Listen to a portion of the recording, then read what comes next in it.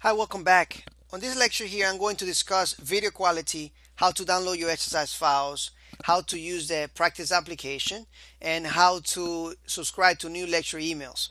So now, going to video quality, as you can see right here in front of you, we have this PHP looks really blurry right now, right? So what we need to do is we need to grab and click on the HD button right here, and that is going to clear everything for us. Everything's going to look crispy clear, as you can see right here. All right, so make sure your HD button is turned on. If you turn it off, it looks really blurry.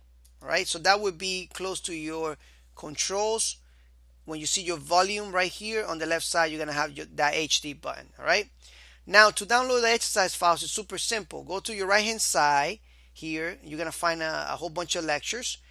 Click on this tab right here, and this tab is going to have your lectures, and that's if you are in a desktop. You should have the same interface as me. Maybe later on the platform will change it, Udemy will change it, but right now this is the way it is.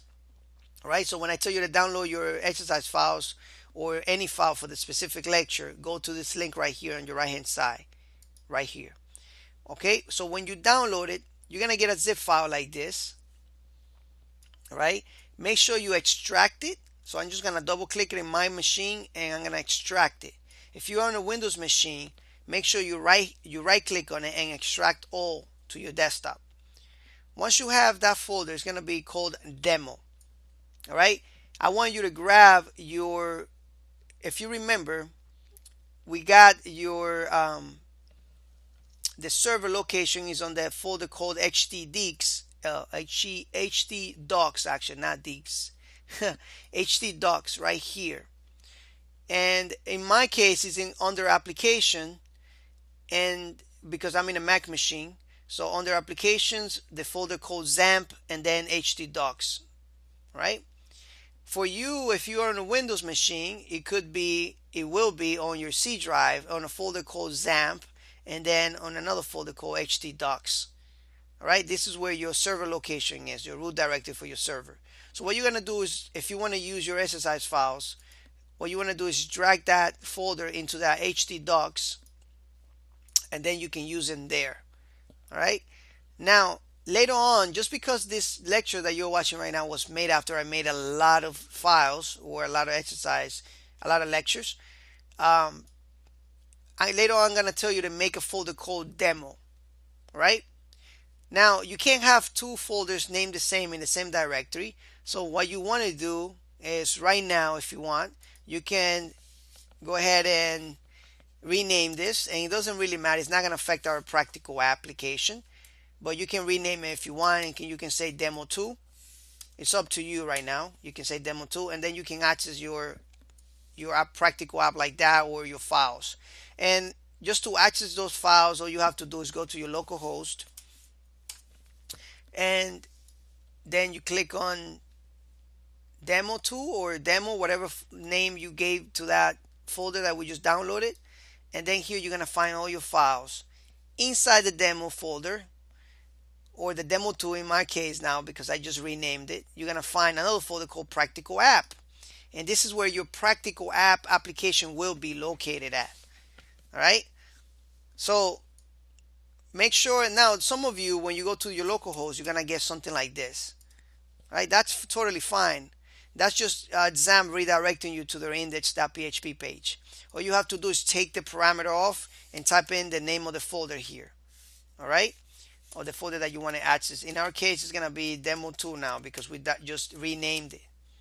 All right, and then we go to our practical app and we can access our practical app like this. Later on, we're going to do different things in our practical app here, and it's going to show up on the screen. All right, I would show you how to do that, but just know that later on I will tell you to make another folder called demo.